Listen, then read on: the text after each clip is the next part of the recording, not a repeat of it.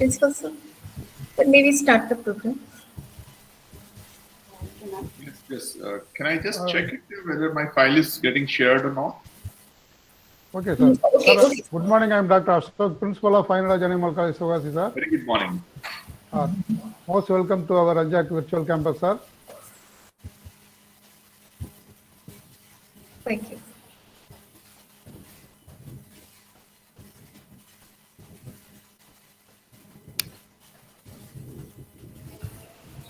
Anandavalli ma'am sir share பண்றது கொஞ்சம் check பண்ணிக்கோங்க ma'am.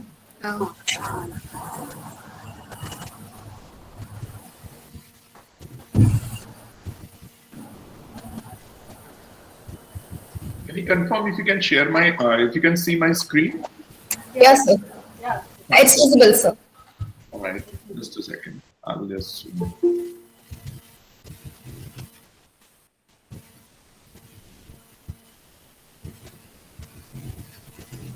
So I'm ready. If you all are ready, you can start as per your convenience. Okay, sure, sir. Dr. Maheshwari, you can start now. Okay, sir. Kalishwari ma'am. Good morning to everyone gathered here. Today is June 5th, the World Environment Day. This day, life focus on environment degradation to spread awareness about protecting and conserving. So, kindly today plant more trees and make this planet a better place to live. It's a pleasure to welcome everyone who make your presence in this event. For that, I would like to invite Mrs. K. Kalishwari, Department of Assistant Professor, Department of Maths, to officially welcome all dignitaries and everyone gathered here for this event. Please, ma'am. Good morning. Good morning, sir. A very warm greetings to one and all present here. It gives me immense warmth and great pleasure to grace all your presence in the interest of the entire committee. It gives me tremendous contentment to be presenting the welcome speech to the most esteemed personality who have won accolades in their respective field. Before we begin this webinar, I would like to express my heartfelt gratitude to all of you who sincerely committed to this event to make it a success. This event would have been impossible without the support of each and everyone present here. Webinars are organized and conducted for the general audience to gain insights and information that would remain effective in their life, exercise, and work. Each topic for discussion and debate for today's webinar was chosen keeping in the mind that the interest of you. The topic of today's discussion for today's webinar is Make Our Earth Green. Today, the June 5, the World Environment Day. It is a day on which we spread awareness about the environment and need to conserve it. It is essential to advocate for a greener environment and conservation of nature. It is quite simple as when we conserve the environment today, the future generation will be able to lead a healthier life. It's pleasure to start this auspicious vacation by heartily welcome everybody. First, I sincerely welcome our beloved Principal Sir, Dr. C. Ashok, for our gathering. Welcome you, sir. Next, I extend my heartful welcome to our Honorable Chief Guest and today's speaker, Dr. Nitin Labeswar, Chief Scientist and Head, Energy and Resource Management Division, CSIR, Niri, Nagpur. On behalf of our college and my own behalf, I wholeheartedly welcome you, sir. Next, I extend a warm welcome to all our SSL team members, dear teachers, my fellow friends, and all my dear friends. I welcome you all. It's wonderful to see such amazing gathering. So last but not the least, I welcome all the participants for this webinar. I welcome everybody with all my pleasant greetings. I welcome you all. Thank you. Thanks for warm welcoming, ma'am. With all the love and respect, let me invite our beloved principal, Dr. C. Ashok, to provide his residential address. Please, sir. Good morning, one and all connected here for this commemoration of World Environmental Day. On behalf of AYYA JANAKI College and my own behalf, I extend my sincere gratitude to Dr. Nitin Ji, Chief Scientist from Nagpur, for having accepted our invitation to be the chief guest of this day. Thank you, sir. Then I thank Dr. Mageshwari and all other staff members for having provided this opportunity for our students. Thanks, sir. Dear participants, each and every creature in the world has a right to live in this environment. We have been facing difficult situation, difficult environment nearly 1.5 years. This is because of the imbalance between the creatures, that is human being and the virus. Hence, we must all have some restriction in our usage, and whenever we disturb the other creature, that will be harmful to all of us. I request every one of you to make our earth green. Thank you, one and all. Thanks. Thanks for your energetic words as always, sir. To felicitate the gathering, let me invite Dr. J. Maheshwari, ma'am, the convener of NADAR. Please, ma'am. Thank you, Anjali, ma'am. A respected principal, a guest speaker of this webinar, professors, dignitaries, students, and all participants, a warm good afternoon to all. All of us know the current situation of this entire world. Even in this pandemic situation, most of us contributing for the betterment of our current situation by arranging various webinars and online programs. We, the Social Service League of ANJAC, also contributing a little towards the betterment of our environment through this World Environment Day celebration webinar. This webinar of Make Our Earth Green, I believe, definitely achieve the purpose of it. Here, I sincerely acknowledge our college management for granting permission to arrange this type of virtual celebrations and webinars. And I wish to acknowledge and thank our Honorable Principal Sir for his guidance and support to organize this program of World Environment Day celebration. Thank you so much, sir. It is my duty to convey my heartfelt thanks to the organizing secretaries and also convey my regards to the Social Service League members and volunteers. Above all, today's chief guest and guest speaker of this program is a well-known scientist from the well-known CSIR Research Institute called as National Environment and Engineering Research Institute, called as NEERI. Our guest speaker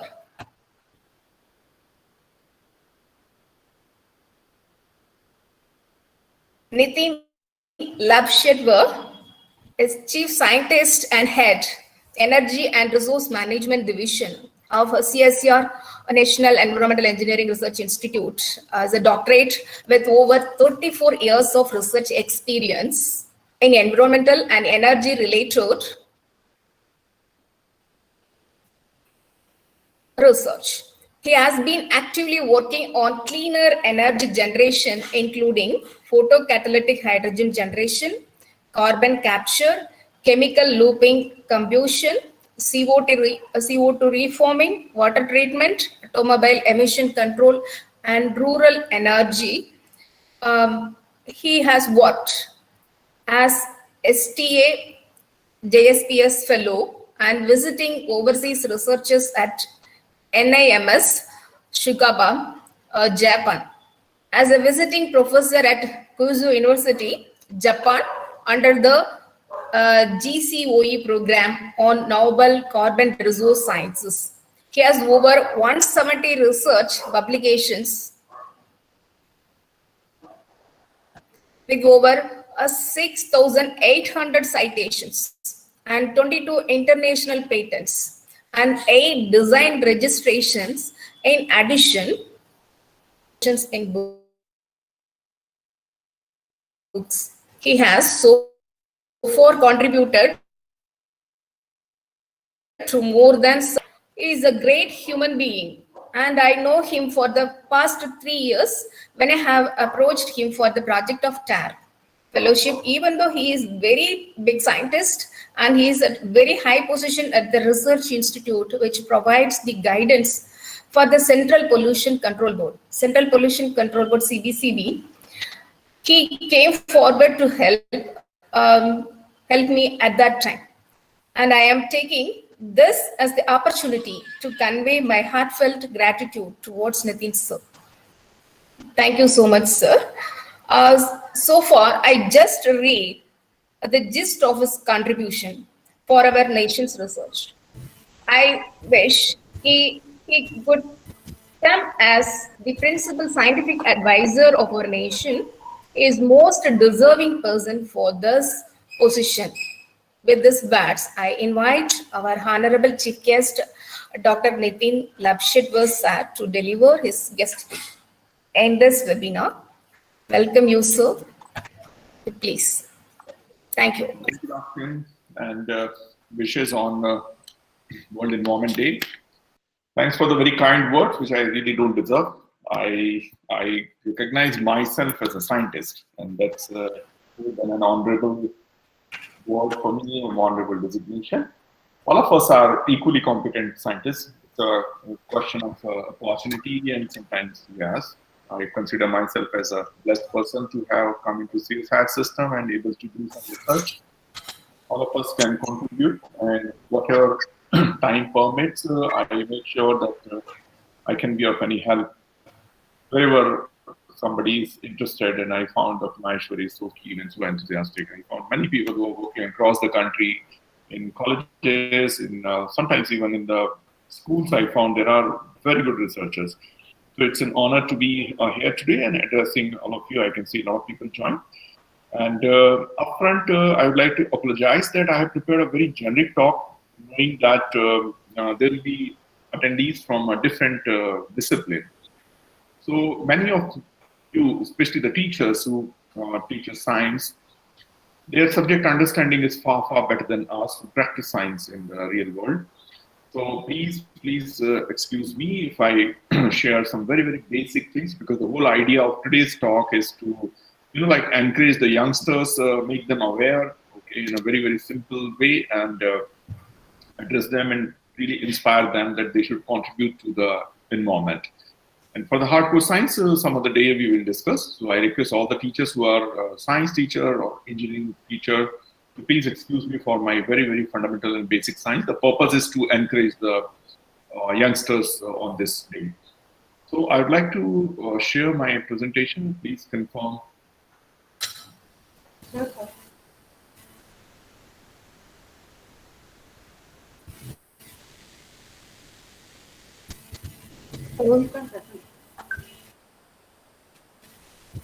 Yes, sir. Now it's okay. So in the next 40 minutes, I would like to have your kind attention, and I hope I would be able to convey something which is related to all of us. Because so once again, wishes on World Environment Day 2021, and today's theme of the Environment Day is ecosystem restoration. I would like to very briefly explain this ecosystem restoration in a very, very simple words. This is how we go ahead. Dr. Maheshwari asked me to share a couple of things about CSI NED, so I'll do that. What is basically ecosystem and ecosystem restoration? Why do we need it? And then we will move for, say, another 15 minutes for what is energy environment nexus, what is so-called global warming, climate change, and how best we can contribute. We're not going to go into the very deep science in climate change or carbon footprint or cleaner energy options, but we'll see the generic thing, and whosoever is interested, then we can interact later on. So this is how I plan for next 40 minutes or so. CSIR, you all are familiar with. In fact, it's the largest body of scientific personnel in the country. We have 38 research labs and 39 outreach centers. Okay, and I'm sure very close to you there should be some CSI lab, probably SECRI, CECRI, electrochemical lab, which I interact quite closely with. So it has a pretty long history.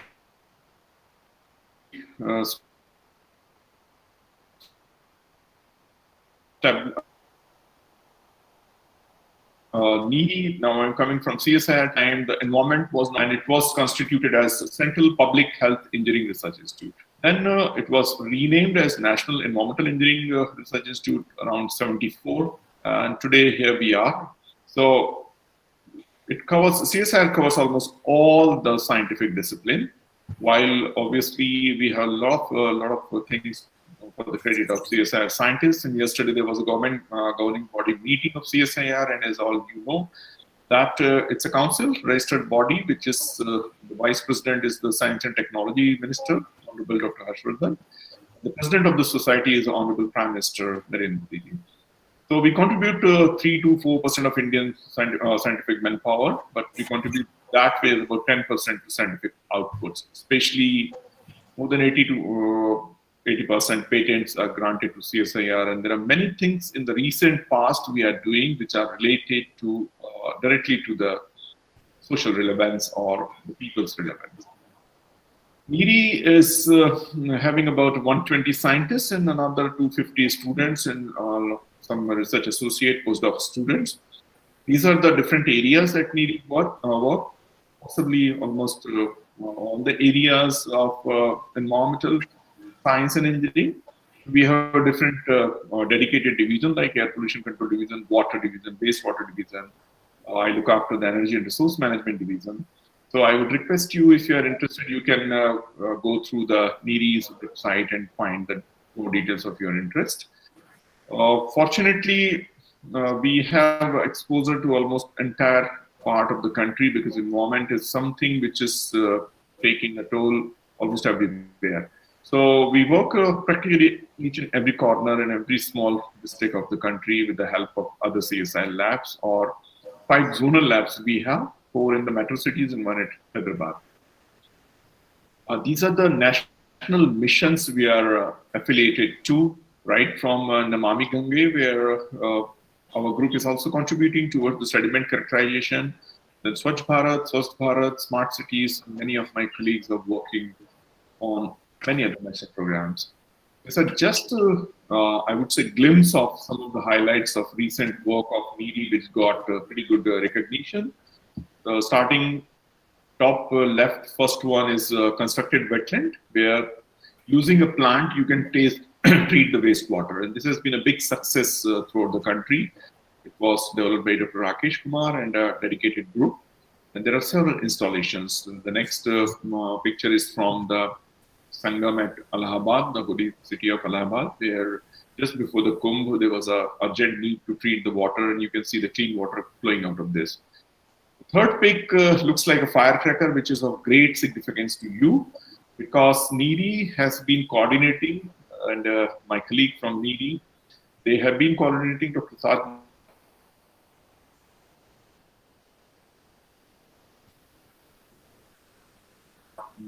credited for developing the less polluting or reduced emission improved firecracker. And I think close to 500 or more than 500, probably 1,000 firecracker industries are already associated with NEDI through this big program.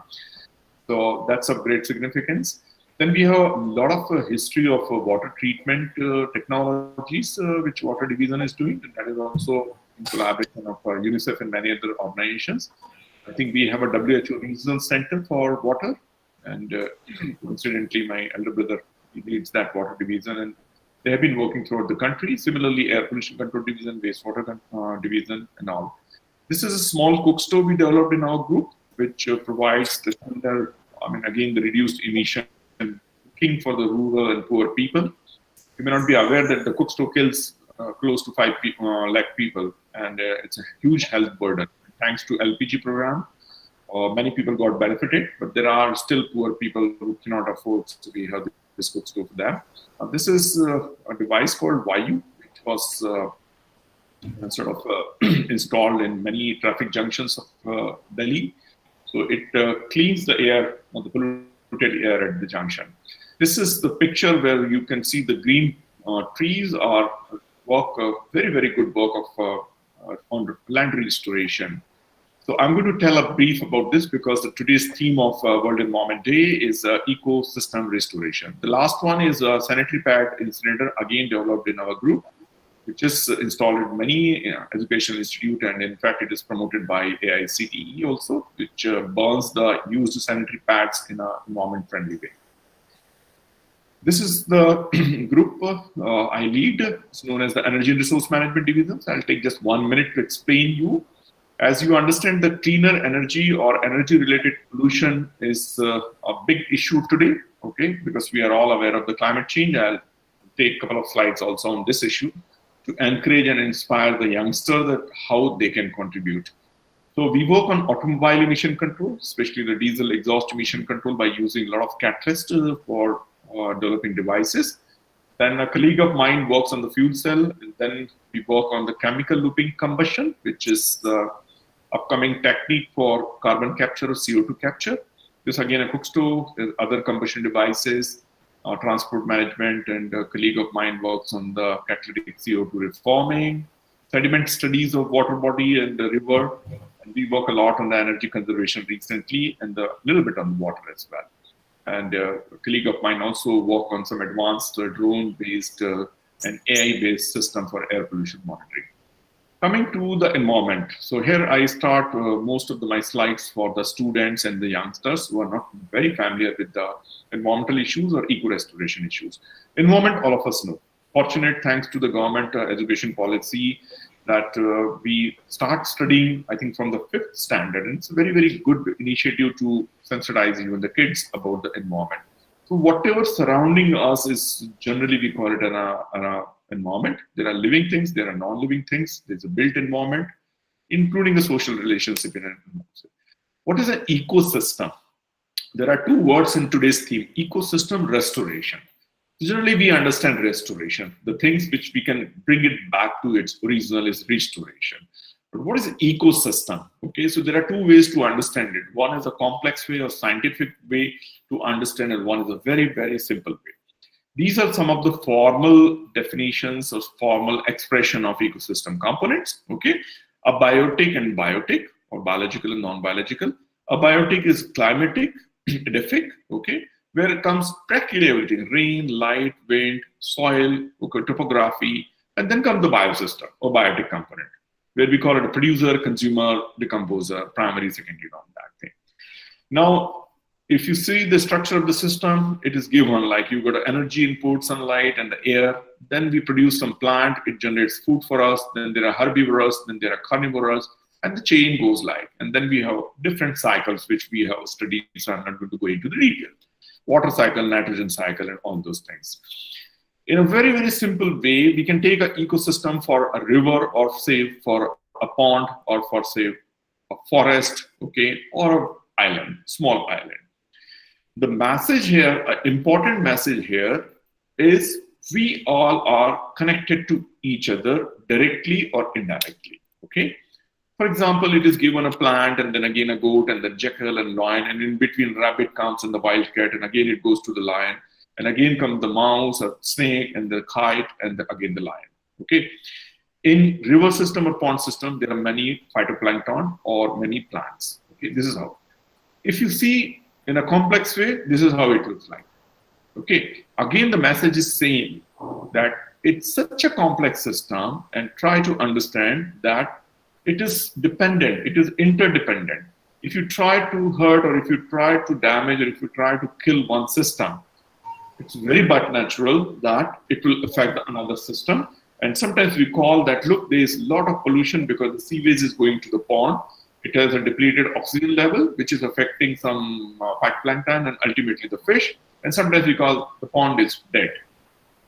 Okay, so it's not something you can kill by a bullet or a sword. We are killing the component or important component of the ecosystem. Okay, so it's a very, very complex system where you have producer, we have consumer, and we have decomposer. This is how you go. So again, the message is, please don't impact anything. Please try to save it. So if you want to restore something, okay, the best message is you stop damaging the ecosystem. You stop degrading the environment. Okay, if I have to give the example of the COVID, the doctor always advised you the prevention is better than cure. So please try to prevent yourself. If you are sick, they will treat you. The treatment is often expensive. Okay, it can damage you and you may not be able to completely restore. Okay, so there are many causes of environmental degradation: social factor, environmental factor, and institutional factor. Okay, sometimes the implementation is not good. This is the state of affair. Okay, you can always see wherever you go, whether it's a tourist destination. Sometimes you get a beautifully clean places where you appreciate the local government, you appreciate the people, or even in a small town you can appreciate. But at majority of the places, especially at our country, things are not in shape. So this is a water body and you're trying to affect the water body by dumping everything. So it will affect the water body, it will affect the ecosystem components of that water body, and finally one fine day the water body may be dead. What nature is trying to struggle here and trying its best, you can see some trees surrounding there. Natural way of trying to clean the system. Generally it is enough, but it's a competition between a human and the nature, the human trying to pollute it and nature trying to restore it. Okay, we should not do that. Now, there are many literature available. There are something called 6-point mantra for ecosystem restoration. One is to be holistic, interdisciplinary, and inclusive. Why? We have seen the ecosystem is so complex. You need to understand and try to prevent it or try to restore every component of it. Not simply I will physically clean the lake and I don't bother about the chemical pollutant, which I cannot see. It's going to affect you. Okay, I'm not also going to bother somebody comes and again pollute the lake. So we don't have to do that. So let's not go into the details of this, but you can find enough good literature. Okay. As I explained you that ecosystem or environment is interdependent on many things, it is not only the land or the water. Even the energy will have huge impact of environment and practically every component of environment. Okay, I'm not coming to the climate change so far, but if you have a fossil fuel based sort of electricity or power generation plant, it can pollute your land. Okay, by discharging a lot of waste, by discharging the fly ash. It can pollute your air by emitting the NOx and SOx and many other pollutant. It can pollute your water. 3 major components of environment. So energy produced not in a sustainable way can completely destroy your ecosystem. All right. So that's why what is preventive? Let's go for the renewable energy. Let's go for the cleaner energy system. And whatever little pollution is there through conventional energy system or say fossil fuel based energy system, nature will take care of that. And we should also try to clean it up. Okay. So if you go for 100% renewable energy, it is said that probably most of your problems will be resolved when it comes to the environment. So energy is such an important thing. Now, the ecosystem degradation.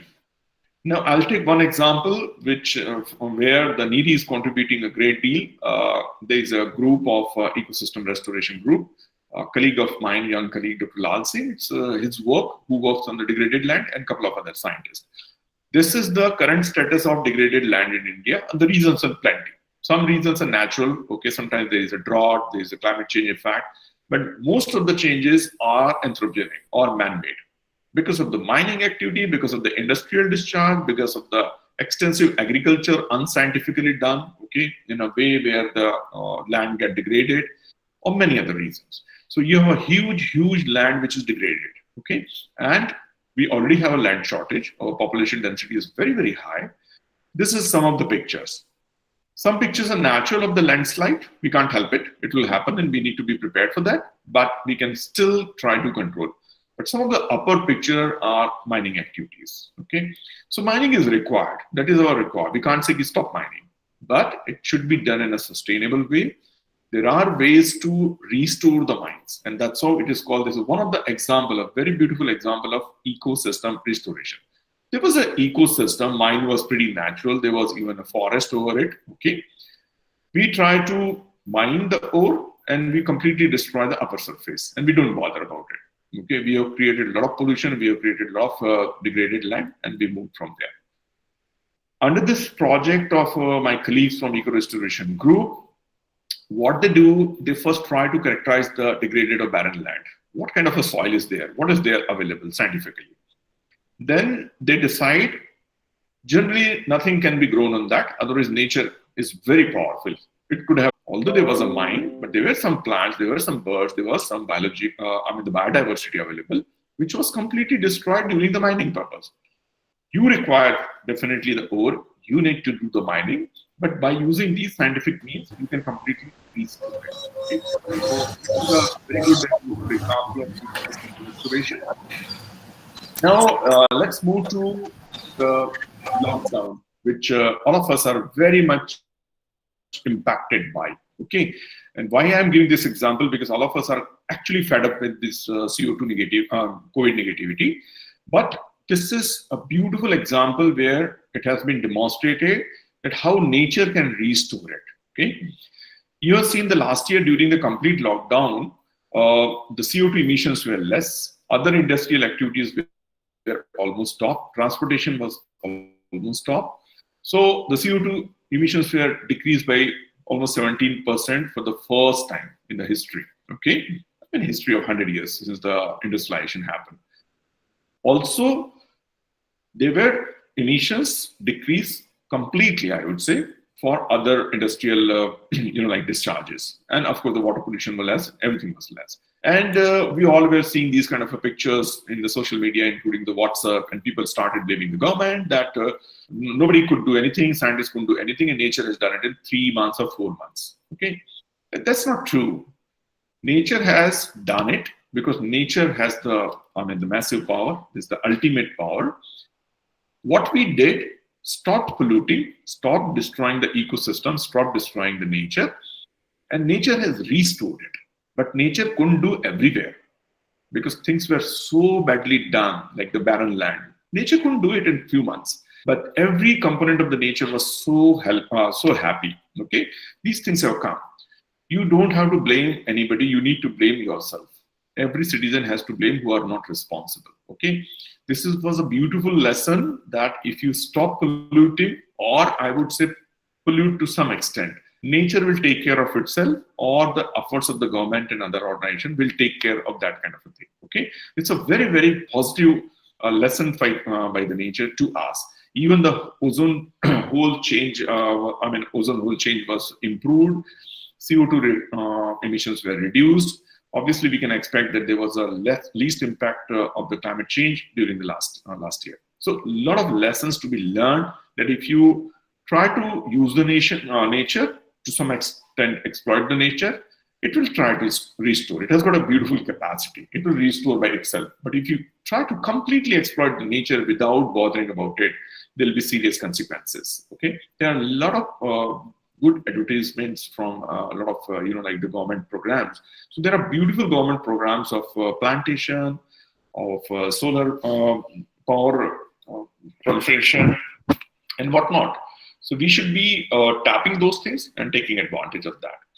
Now, from this, I will move a little bit to the CO2 or GHG emissions, because you need to understand that they say, like the climate change can impact practically everything, the entire ecosystem. And that's why your energy generation, energy use, okay, becomes very, very critical. So CO2 is so far the culprit, the biggest culprit, although there are a lot of local pollutants. For the students, all of us understand the greenhouse effect, but just I will repeat in a very, very simplified manner for the benefit of the students, not for the teacher, that we get a lot of energy from sun. So much so that we do not need on the earth. So a major part of this, okay, gets back to the, released back to the atmosphere, okay, or in the space. Now the balance is such that you get too much energy, a part of is utilized and absorbed by the earth, a remainder is left to the the space, a fraction of that is trapped by, like these gases, which we call it the greenhouse gases. And from there, again, it is reflected back. But this is required. This is required. So if these gases are not there, we do not get this extra energy and the earth will be cooler. But if you increase these greenhouse gases, there will be too much of energy coming back to the earth. And it Excuse me, sir. Yes, Actually, the slides are not moving, sir. oh my God. Oh, you should have told me before. So I'm still on the first slide or which slide? From our first slides. So far, we are viewing first slide only, sir. I have gone to the 35 slides. Actually, I thought you were giving introduction speech. Oh, no. It must be so boring for you. No, sir. It's interesting, actually. So what I can do possibly, I can stop sharing and I can just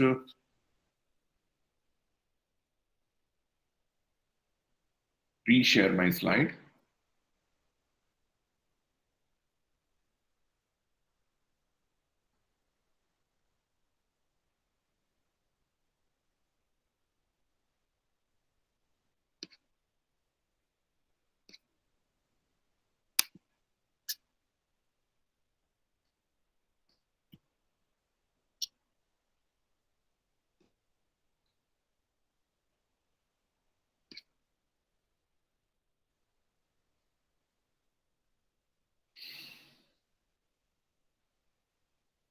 Can you see the slide? It's visible, sir. Yes, sir. But let me know if it is moving. Does it move? The current slide appearing, the current slide is 16, I think, sir. 16. Yeah. Is it moving now? No, sir. It's not moving. No? Yes. It's only stable. I have changed 3 slides, but it's not moving. It's not moving, sir. Only we can view the 16th slide only. Now it's moving, sir. The 19th slide, now 16th. Just a second. I think I will not go in the presentation mode. Now, can you see my 16th slide? Yes, sir. Is it 17 or still 16? It's 17. Now it's moving, sir. I'm so sorry. We all need to waste another 5 minutes and I'll just give you a recap of what I have done. It must be so boring for you. I'm so sorry, okay? No. So this was my first slide. We can skip this slide. This is CSIR, so I have already explained. This is NADAR activities. Now you are on the slide number 6. Can you confirm? Yes, sir. Hello. It's a 6th slide, sir. Fine, perfect. This is the NADAR activities which you can go through slides in the website. This is what our presence in everywhere. This is what I shown. You can see you have some firecracker. This is a green firecracker, so-called, which is developed by NADAR and other labs, and we collaborate very, very strongly with the SIVAKASI fireworks industry. This is my department activity, which I explained. Okay, this is about what is environment all about. This is an ecosystem. Here I try to show how complex is the ecosystem, and every component of the ecosystem is important. If you destroy one component, it will be disaster for the entire thing. I give some example of the lake, that you destroyed something or you pollute, it can affect the entire ecosystem. Okay, this is now we try to degrade the environment. We are killing a water body by polluting with the plastic waste and every kind of other waste. This was another example of water body getting killed while the plants or trees near that water body is trying to restore the lab. Okay, this is the role of renewable energy, that energy affects everything. And you must see these photographs, okay, where I try to show the, okay. Can you see the mine dumps? Can somebody confirm? You are able to see the pictures of mine dumps?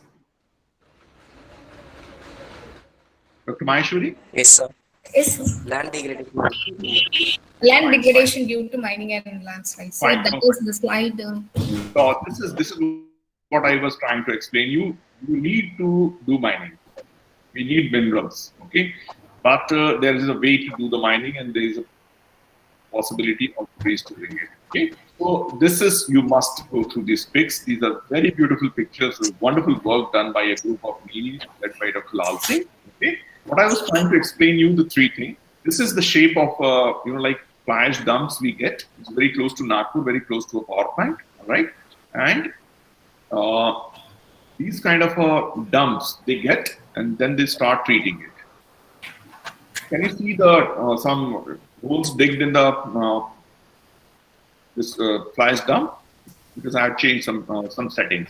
So once again, last time you can confirm that you have seen my slides of site preparation for plantation. Yes, That's sir. nice. Yes, sir. Yes. Okay, so there was a fly ash dump, and this is how they treat. They put little bit of soil, they put little bit of compost and some microorganism. And after that, the critical part is they have to select the plant species very carefully. And after a few months, the same site becomes this green. Okay, so it is very much possible to restore the site, and that's why I want to give this example today, because today is this year's World Environment Day theme is ecosystem restoration. This is the land ecosystem more or less completely restored, and after a few months, you can see this biodiversity. This is from the same site. So there was nothing, initially there was a biodiversity, but they dumped the fly ash and it was completely killed, and they restored it by soil treatment, selecting the proper plant species, and finally nature does the rest of the things. The birds are back and biodiversity is there. Okay, so this is how we did it. Now, I was also showing you what was the effect of lockdown, okay, because lockdown taught us a lot of natural lessons. So there was a CO2 reduction, there was a pollution reduction because everything was shut down. And we have seen these kind of a beautiful pics. Okay, dolphins are back, turtles are back, flamingos are back. You can see a lot of wildlife inside the city. Message was, the nature has got such a strong power, such a good strength that it can restore back, but not everything. The degraded land or fly ash dump I have shown you may not be able, nature may not be able to do that. So the message is very clear and very loud that nature can give you a liberty to exploit it to some extent. You can destroy it also. It will turn it back. It will restore it by itself. Or you can do bit of efforts. But please don't try to completely destroy, otherwise it will be very, very difficult thing to restore it. This is a very beautiful example of that. Okay. Now try to understand the GHG emissions in another 10 to 15 minutes. Okay. This is one thing I wanted to share with the youngsters. Why? Because like COVID, this is completely connected to each and every individual. Okay. Now the government says, or scientists says, or everybody says, you cannot complete or you cannot completely stop the COVID without the cooperation of everybody. Similarly, the environmental degradation cannot be stopped or cannot be restored by participation of everybody. I was trying to explain the greenhouse effect. Okay. So you can understand. I'll give a very, very quick example for the teachers who can explain to the students also. Whenever you are parking a car at 40 degrees Celsius, and suppose you are attending some meeting where there is an air conditioning or air cooling, after 1 hour you are out to 40 degrees Celsius, say. So you feel hot when you are coming out of the room. You walk for say 100 meter and 200 meter. And then you feel too hot. And when you open the door of the car and get inside the car, you feel even warmer. While you can understand that the outside temperature is 40 degrees, so car should also be 40 degrees. But when you enter car, you will suddenly find, oh my God, this is very hot. And you try to open the windows. The reason is, whatever heat radiations are coming inside the car, not every radiation is going out. Okay, so that's how there are radiations which should be trapped by the greenhouse gases, which should come back to the earth to provide its warm nature. Okay, but if you increase these greenhouse gases, the heat will be more and the impact will be catastrophic. Okay, we all know practically everything will get impacted. Okay, sea level will rise. Why? Because there will be ice cap melting, and once the sea level will rise, many things will be submerged. Then there will be very delicate biological system which get disturbed. So ice sheet melting, everybody knows. The ice is there, so once it is heated, it will melt and it will rise the sea level. Fine. But this is such a delicate balance that many things won't survive. Okay, and why these won't survive? That they are not drowned in the sea or sea level rise. Okay, they are not because of the heat is excessive, because the biological system is very, very susceptible. Okay, the biodiversity is very, very fragile and very susceptible for any delicate change. These are the friends, or these are the species we have lost forever. I'm especially showing to the youngsters. Okay, you can imagine that thousands and probably lakhs of the species we have already lost. Around you also, when I was a child, I could see many birds. Now I can't see. This is completely lost. Now the wildlife effects. They say almost every domain of environment will get impacted by the climate change. Okay. Now, many times the college students ask me, when I ask them, have you seen a polar bear? They say no. Do you understand anything about the polar bear? Or the blunt question is, suppose the polar bear are completely extinct. What is the problem? You haven't seen it. You don't find it is useful for you. Let it happen. Sea turtle. You may not know how useful it is. Now, you have seen these kind of birds. Now, scientists are claiming that because this bird got extinct, there is a locust problem. And locust comes in millions and they eat it. Now, there is a food chain and there is a big program of Save Tiger. So many students wonder that they only understand the tiger is at the top of the food chain. So one student once, he questioned me that if you kill all the tigers, what is the problem? Rather, the population of other animals in the forest will flourish. So I don't like tiger, or maybe I like it, but it's okay. If it is finished, or if the polar bears are finished, or whatever you have shown are finished, how does it affect? Okay, it's okay. We understand that we should not lose anything. Why such a serious thing? So there's something called biodiversity. In a very, very simple words, suppose tiger is gone. We do not know how many microorganisms survive on tiger's skin, tiger's tongue, tiger mouth, tiger gut flora. And maybe some of these microorganisms will vanish with tiger because they are exclusively surviving on some part of the tiger. Okay, it doesn't matter. Tiger is gone and a couple of microorganisms have gone. How does it affect us? Maybe some microorganisms, bacteria, they are essential to control the population of some virus. Okay, the moment you hear the word virus, now you are alerted. It could be any virus. So tiger gone, some microorganism gone, some bacteria gone, and because of that, you're not able to control some virus. Okay, because that bacteria has already gone. Now this virus can get into some chain and trouble you. Now this virus was responsible for another microorganism, which was responsible for growth of certain plant or another animal. So there will be a chain kind of a reaction. So please try to understand there are millions of different microorganisms and we do not completely understand the nature. So if you kill or if you affect one thing, another will get impacted. Okay, so one thing is gone, tomorrow, next thing will be gone. Okay, so now these are all negative things. Now, what are the efforts? I'm intentionally showing these things that you should not have a negative feeling that everybody is polluting, everybody is destroying the nature to the ecosystem. No, come on. There are equal number of people who are trying to restore it, okay, who are trying to work for it, okay. So there are two ways to do it. One is scientifically, so you have genomics tools nowadays, very, very advanced biology. You can create a gene and you can possibly same animal back. Okay? So these are artificially created and now their population is growing. This is really good, okay, but it is very tough. It's very, very tough. It's like going after coronavirus, you're going to a level of, ventilator and getting everything. And if required, you get a lung transplant and somehow you are surviving. Okay. So these are the efforts of the scientists. They are trying to get it back. But there is a better way to do that. Nature will help you. These are the things which I am showing, which got automatically restored. There was some efforts for the mankind, but not the genetic efforts. The ecosystem was restored and these beautiful creatures are back.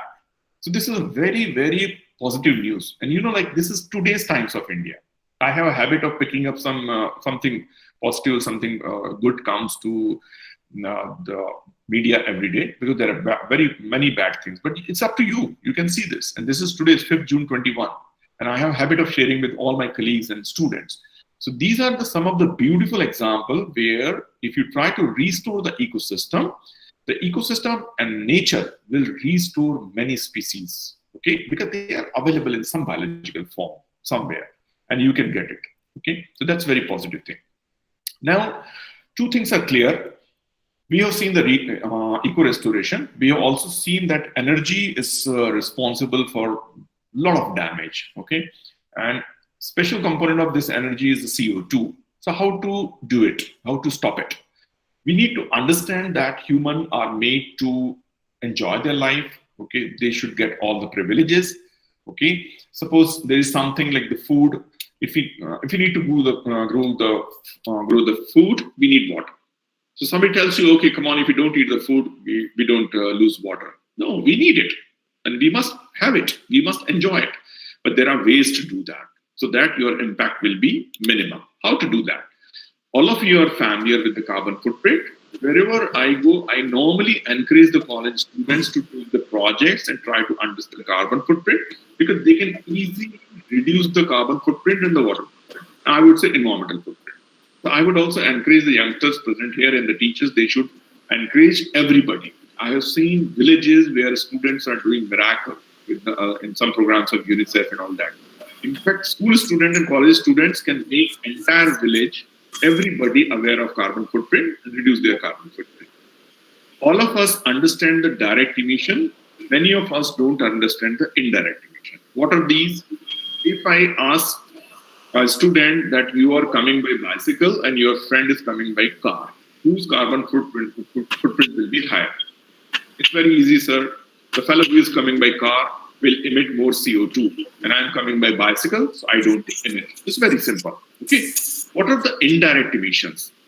There are many, many indirect emissions, especially indirect footprint related to water. We really do not understand, many of us. I'll give you one example. One shirt requires roughly 2,700 liters of water. Now, a simple guess is probably we need to wash the shirts 100 times and that's it. Come on, that is additional water. Again, few thousand liters. This is just to manufacture one shirt. And that is because the cotton crop needs a lot of water. Similarly, for everything, every resource, everything you use in life, it is said that 1 cup of tea is equivalent to, you may be surprised if you are not aware, close to 50 liters of water. That doesn't mean you should not drink tea. It's made to drink. But it is a crime to waste tea. Sometimes people throw tea, oh, it is cold. Okay. Sometimes people throw half of the tea. Please don't do that. You are throwing no less than 40 to 50 liters of water. So we need to make them aware that everything coming for our use has a huge, huge environmental footprint. A banana you eat, which is the minimum as per a CO2 footprint after going for a cycling for a mile, is equivalent to 65 grams of CO2.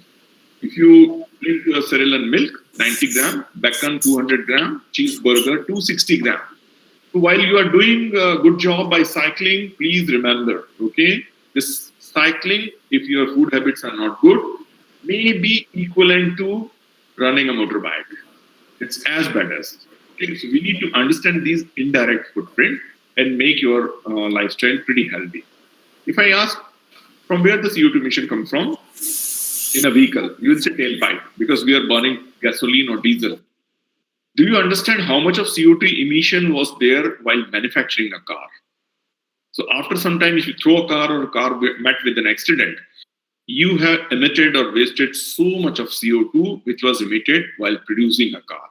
Okay, you make a Google search, roughly 0.2 gram of CO2 is emitted. What does it mean? You should not use Google search, you must use it. But use it efficiently, okay?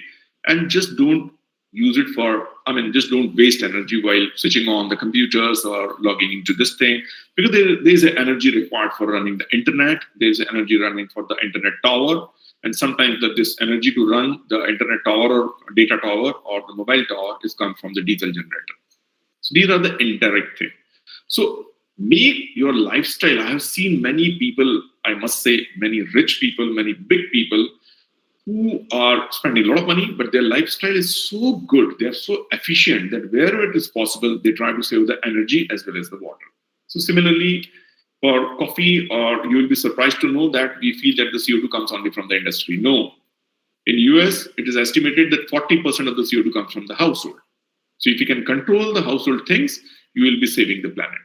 This is the food. Vegetarian food is less, and having a less footprint, rather very, very less footprint as compared to the non-veg food. So you should, if those who like the non-veg food, they can eat, but let's eat less. What is the solution? There are many solutions, okay? So you can reduce it individually. There are few things which gives a low impact. There are many things where you can save electricity, say air conditioners especially, okay? At our institute, we have saved 20% of the emissions by just environment.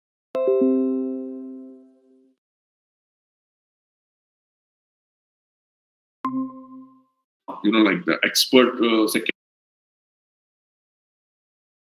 psychiatrist, that if you practice a habit for say 23 days, I believe, it becomes a habit. Okay, you don't have to worry after that. You'll be automatically using it. Okay, so for the individual, use of natural resources only when needed. Avoid use of material. Turn off lights, fan. Use energy efficient appliances. They are available plenty. Okay, switch off TV, radio, whatever you can do. Try to save the water. By doing so, you can reduce your carbon footprint by 30 to 40%, and that's probably the only way you can get out of this CO2. Of course, there's another way. I'll show you. This is the kind of savings you can have, okay, which is equivalent to 6.5 acre of tree plantation, okay, or car emission of 455 barrel of unburned oil. Cleaner energy is one of the best options. India is a blessed country to have a lot of solar resources. We have close to 750 gigawatt potential because we get good heat. Even in SIVAKASI, I'm sure you get a lot of good heat. Okay. So there are many, many very, very good initiatives by the government and the Indian industry. Okay, we are probably among the best in the world as far as solar power is concerned. So there are plants of big capacity, not only for generating the electricity. There are plants to generate hot water, which is required for cooking, for industrial purposes. This is for the cooking system near Rajasthan. This is a pretty old picture. Okay, so prevention is better than cure. This is another slide which will tell you of a lot of innovations, whether you belong to science stream or particularly the industry stream. Today, what are the energy sources we are using for generation? Okay, for example, genset, subcritical, supercritical are different cycle or different way of producing the coal power plant, and the maximum, efficiency is say 40%. Then you have transmission and distribution losses, all put together. Whatever everybody can understand, coal has got certain, we call it a calorific value, or certain amount of heat energy in that, which we extract. While extracting and transmitting to your house and going to the appliances, you lose almost 70-80%. Then, when you are using it for different devices like compressor or light or like furnaces or air conditioner, again there is a losses. So eventually you use only 10 to 15% of the energy and 85% is wasted. So today whatever CO2 is there, it is not because of your use. 80% we are not able to use the energy. So there is a possibility of a lot of innovation, a lot of research targets are there, okay, which everybody can work on. All the engineers can. You must have seen a lot of stuff on internet. Somebody has devised this energy efficiency, that energy efficiency. We should keep on trying that, okay. The last leg of my talk, just 5 minutes, what kind of research being done on the carbon capture? The reason is, whatever you try, solar energy, wind energy, whatever energy you try, you need so much of energy that for next 2 to 3 decades, you're going to use fossil fuel, okay, in addition to solar energy. And you are not left with any accumulative capacity, so you're going to destroy your environment. What is to be done? You have no choice but to produce a little bit of CO2. How to do that? It is possible to, the CCUS is carbon capture, utilization and sequestration. So there is a possibility that whatever CO2 is emitted from the power plant, you can use adsorption or absorption, okay? And this CO2 can be converted into some useful product. Using some catalysts, you can produce some industrial chemical.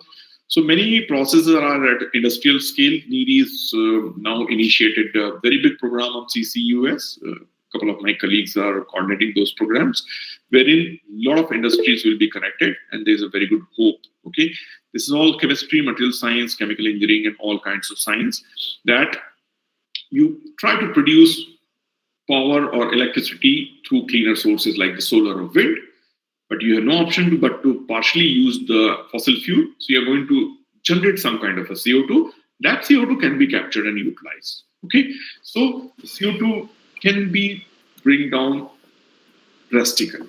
Okay, there are different ways of using even the captured CO2, where you can store it in the ocean of these things. Good idea is to convert this CO2 back into fuel using a solar energy. Okay, so that the environmental impacts are less, or any impact for that matter is less. Okay, this going to be a huge market for carbon capture and sequestration. The research is now just taking up. Okay, so many of us can get involved. This is small device cook stove which is designed and developed in our group, because LPG is there, but many people are not able to buy it. Okay, so we promote these to the needy people, to rural people by using CSR funding or some industrial funding. We've done a lot of social work in my institute when I was leading this project. Now there are many other social activities going on. Sometimes you can have time to go to the side of needy. This is the device I was mentioning about, the sanitary pad incinerator. It burns. It of course requires energy, but it is less polluting and it requires less amount of energy. This is also commercialized now, and AICTE is promoting this particular device. Okay, so here I will stop. In summary, I would say that there are so many environmental challenges, okay, and they're getting severe. There are new emerging pollutants. There are new emerging biological problems like the viruses we can see. We are practically left with no assimilative capacity. Okay, so energy demand is increasing. While we have a beautiful program on the solar things, but we need to also take care of the little bit of CO2 emissions, which will always be there. How to do that? As I mentioned, you need to improve the resource efficiency, okay, or try to recycle it, reuse it. Okay? We need to really spend money on the environment. We need to spend on the technology development. So the first message is start conserving energy and resources. Innovate to save your planet Earth, although the nature has got a very strong power we have seen to rejuvenate or restore it. Okay, and start with the small things at local level, and you can do a wonder. This is the last slide by I have just copy paste the message from the Gus Smith, who is a big environmental scientist. What he says: I used to think the top environmental problems were biodiversity loss, ecosystem collapse, and climate change. He worked for more than 30 years, but his conclusion was, no, I was wrong. The top environmental problems are selfishness, greed, and apathy. And we scientists can't do that. So we need to not only tell the science part of this, we need to inspire the people to reduce their footprint, their environmental footprint, their resource footprint. And this is the conclusion of such a top-notch scientist. You can understand that science alone cannot do everything. Technology alone cannot do everything. We all need to come together to stop the ecosystem destruction, and we need to work towards the ecosystem restoration. We work with many partners, and they contribute to our research today because of short of time, and also because we have a generic attendance. I was not able to share with you a lot of research activities. Some other day we will have during some conference or other any opportunity. So I'll stop here with a message from none other than Mahatma Gandhi, that the earth and nature has enough resources for our need, but not for our greed. So thank you so much for the kind opportunity. To all the organizers, Dr. Ashok, the principal, Dr. Maheshwari, and all the senior members of this college. So I'll stop here, and probably we can have a couple of questions if you are interested, or if time is over, you can always write to me, and I will possibly respond. Thanks a lot, Dr. Maheshwari. Thank you so much, sir, for your valuable and wonderful talk. Our participants, you can raise questions. If you have any questions, please ask.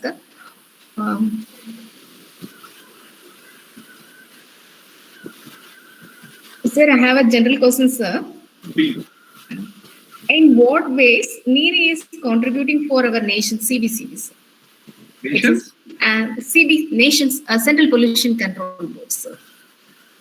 This is a less expensive, or this is a bit expensive, the government has to do that.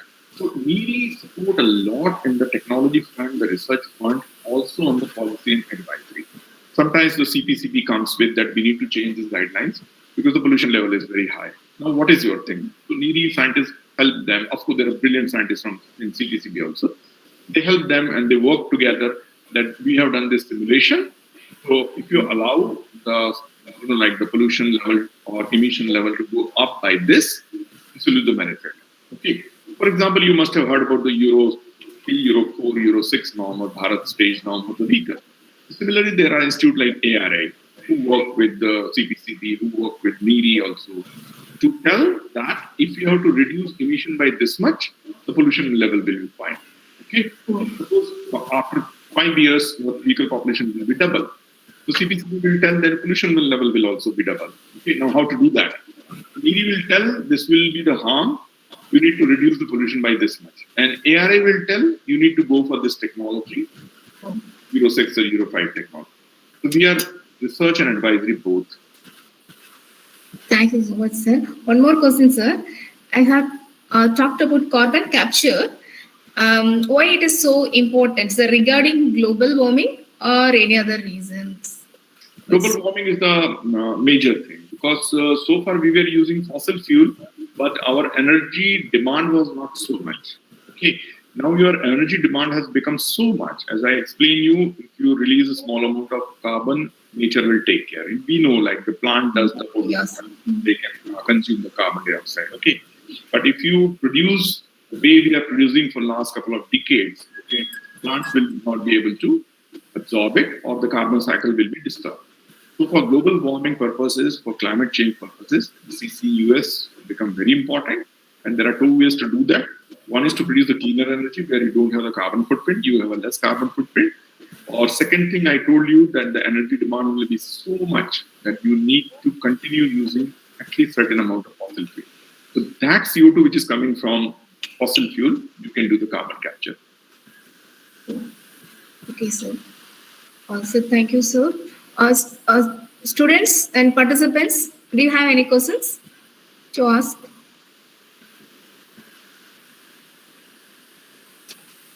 Okay, sir. Actually, Maybe what, no? It's okay. I mean, if they get inspired and they work on it, I'm more than happy. That is more important. Yes, sir. Thanks for It was the so much of your speech is so much inspiring us, sir. Thank you so much, sir, for your valuable speech, and you have spent a very valuable time for us. Thank you. Thank you so much. I really Thanks for your sharing your wonderful thoughts with us, sir. It is very useful to your daily routine life and our health also, sir. Now it's time to thank everyone for their active participation in this event. And on the way, Assistant Professor in Department of Computer Science, myself provide a lot of time in this program, as all good things come to end in life. Of course, this webinar too. On behalf of our ANJAC College, I take this opportunity to propose vote of thanks to those who have directly and indirectly contributed to this webinar on Make Our Earth Green. At the outset, I thank our chief guest and resource person, Dr. Vivin Baba sir, Chief Scientist and Head, Energy and Resource Management Division, CSIR, National Environmental Engineering Research Institute, Professor, Academy of Scientific and Innovative Research. We are really enlightened with your knowledge and presence, sir. I would like to thank to our management for their motivation. I would like to thank our principal for his enthusiastic support. A special thanks to convener of this program, Dr. J. Maheshwari ma'am. Thank you, ma'am. Heartfelt thanks to all participation. With this warm word and a kind message, we move to the end of today's webinar. Thank you, everyone. Thank you, sir. Okay, thank you so much. Have a nice day.